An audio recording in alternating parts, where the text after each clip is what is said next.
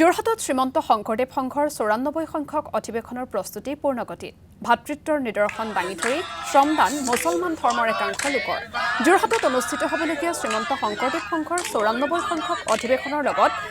বেখাল প্ৰস্তুতি চলিছে যোৰহাটৰ মহপন্থাৰ এৰালতলী পথাৰত মহপন্থাৰ ৫খন গাঁৱৰ জামাতৰ লোকে শ্ৰমদান কৰিলে অধিৱেশনথলীত আমি সকলোৱে বৰ আনন্দিত হৈছোঁ আমাৰ মহপন্থাৰ অঞ্চলৰ আমাৰ যি ইছলাম ধৰ্মী লোকসকল আছে